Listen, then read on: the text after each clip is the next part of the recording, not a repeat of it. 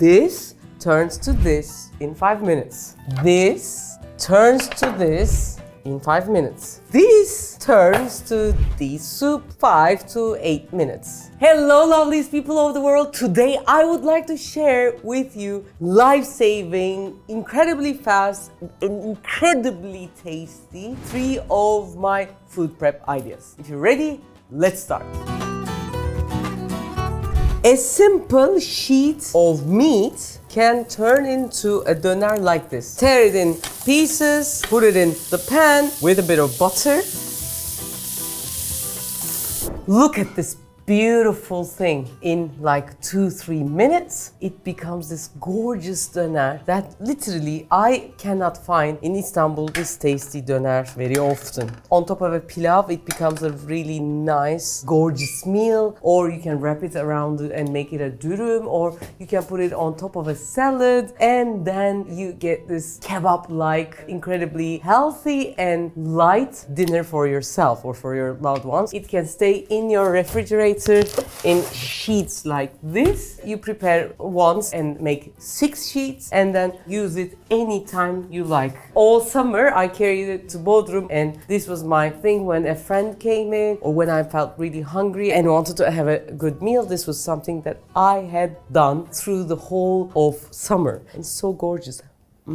It smells wonderful. How did we prepare it? We have a long video on the channel like this, but I want to just give you the brief idea of how we make it. We get some mincemeat and some meat. We marinate it like the proper doner should be marinated, and it is with onion juice, some herbs, some yogurt. We mix them all together, let it sit for a while, and then we press it in these small plastic bags that you can, if you want to use it again, and then put it in the freezer after it sits and all the herbs are sucked by the meat. This way. So first preparation idea is making doner and putting it in the fridge and then remaking it in 2-3 minutes. How long can I keep it in the fridge? By the book definition is 6 months, but if the refrigerator do not fluctuate in terms of temperature, you can keep it even longer.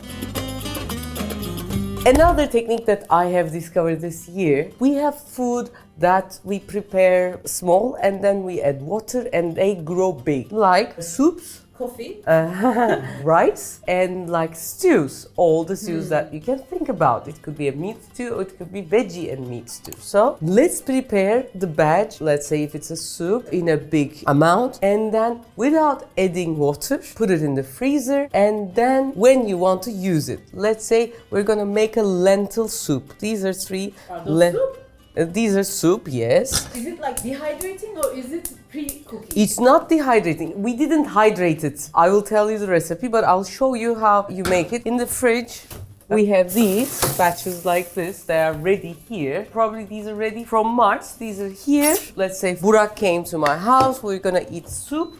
We put these 3 batches here, we add some water, and in a few minutes it's going to become a perfect homemade lentil soup. This is one technique until I'll finish explaining the rice. My soup is going to be ready. As I said, this is a technique for you to better understand it. I will tell you the recipe of the soup. Again, we have longer recipe on the channel here, but the idea is like this. In a pan or a pressure cooker, you put some lentils, some water, and a bit of onion for the taste. It's 2 cups of lentils, so they grow big. We need a bit of water for them to expand. And while that's cooking, we make something called meyane, which is actually a roux. Put some flour and some butter. We melt it together, and then in about 8 minutes, the lentils open. We add the mixture, put some black pepper, a bit of salt. We let it to cool. We put it into something that we can put it in the freezer. When they're frozen, keep them in a plastic bag and it's going to be ready.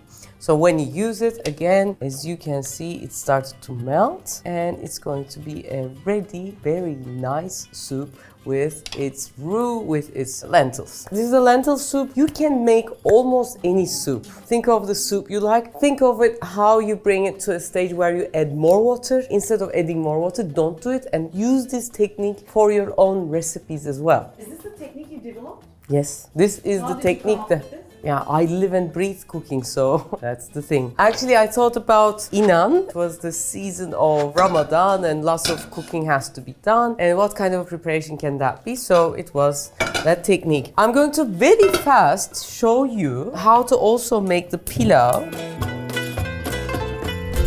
Again, for example, we have the rice here. I broke it, sorry. It's my fault because we usually put them flat, but I didn't do that because I said they are grains, they wouldn't stick each other and I can make them flat, but we couldn't. I didn't want to use the whole thing, so a small batch of rice, because these are already cooked, only just adding water. Would do a bit of salt to this, and then close the lid, and the rice is again going to be ready in 5-6 minutes. When you cook the rice, you put the water with measure. How do you measure this? This is just eye measurement, but normally we have the recipe on the channel again here. Normally, how do you measure the rice? For 1 cup of rice, we need 1.5 cup of water. The whole thing was 2 cups of rice, so normally you would need 3 cups of water, but I used 1/3, so I used about a cup of water inside, and they are gonna grow in size, and it's not a big problem. If you haven't measured it, you can taste the rice. If it's less in water, you can always add a bit of water and put it in the lowest heat, and in 2 minutes it's going to be ready as well. That's basically how this beautiful thing works. You can do this for bulgur, you can do this with actually some kind of pastas as well. Pre-cooked, a little cooked, and then, you know, fried, and then you just need to add water. That would be great. You can also do this for meat. You fry the meat normally and add a water, and then it's going to be a meaty thing. So anything that you add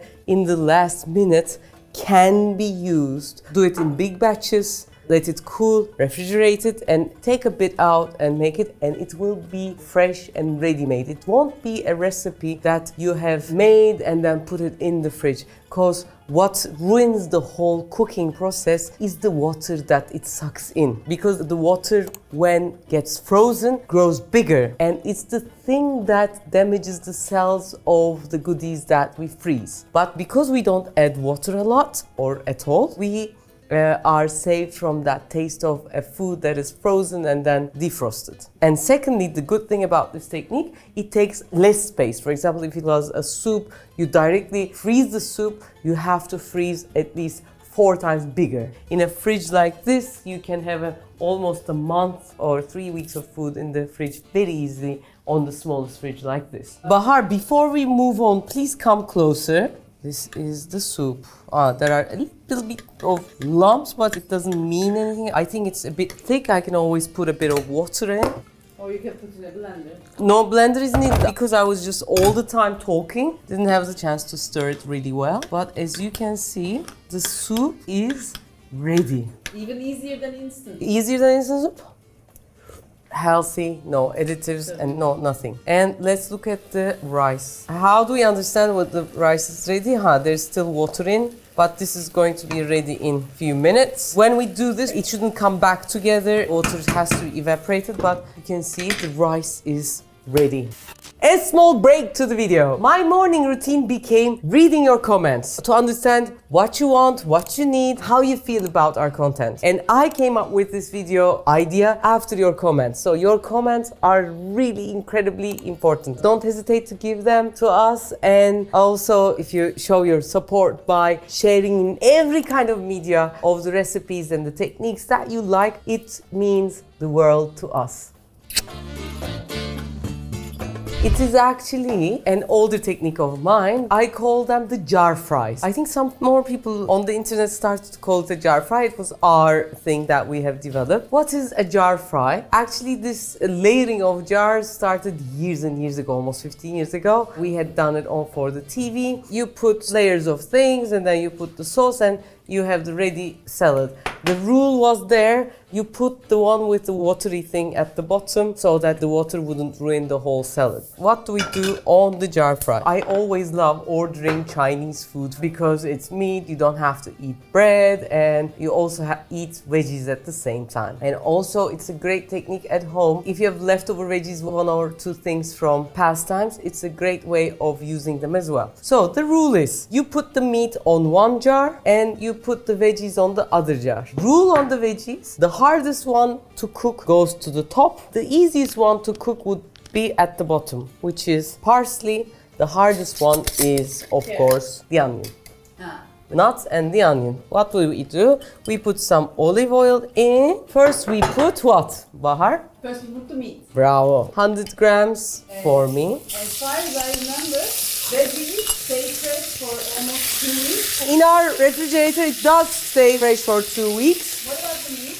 The meat, you can put it in the fridge. Meat is very dependent on... I would say 3 days. That's why we also had a vegetarian version back then. So you can use them for a whole week. Once the meat gets brown, we add the other veggies. First the onions. Stir a bit. Then we add the carrots. Stir a bit more. And then green beans. It could be asparagus or something like that. Stir a bit more. Then cabbage comes in. We're doing very fast. This is actually the whole point, you know. Now I'm going to put a bit of salt for the veggie. If you want a big black pepper, or if you want it for it to be a bit more olive oil, you can always add a few more. For example, we have the red ones. It's not parsley, it's coriander. It's a nice surprise for me. And finally, I turn the heat off and put the coriander in. Coriander does not need a touch of the heat. So this beautiful thing is ready. I have sauced the meat. There was garlic, soy sauce, sweet chili sauce, and a bit of starch for the, color and the texture. Now, here we have our dinner. If you order this dinner, it would come at least in Half an hour. best, and never this hot, never this crunchy, never this tasty. You wouldn't know in which pots they were cooking this, and I think it's a big thing in the world, it's a big problem. And it's a balance. You eat a lot of veggies, 100 grams of meat, and soup is for me and Burak, for 2 people, like this. It is ready. Now, guys, I brought this cup, and everyone was asking me what this cup is for. As you can see, this jar is for 1 or 2 people.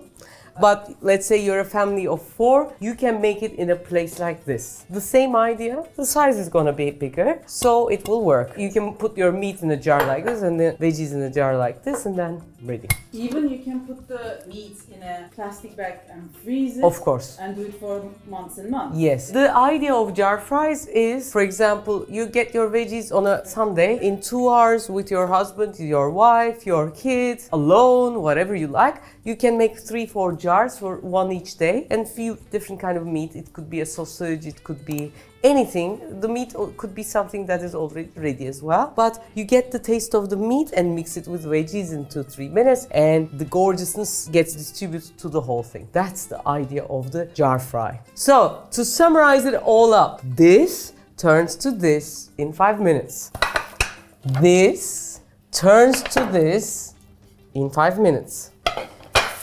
This turns to the soup 5 to 8 minutes. And also, we can also make the rice. And actually, the things that you love a lot, but you say, I'm too tired to do this, can turn to these with the techniques, because I wanted to not just give you the recipe of the fish, I wanted to show you how you can catch fish yourself. So that's why I don't give it as a recipe, I call it as a technique. So that with what you have, you can make it on your own and make it your own technique and recipe. Hope you've enjoyed the video. If you have enjoyed it, you know what to do. I would like to say we need all the support you need, and I'm kind of really hungry, and I want to get in and eat this beautiful thing with my crew.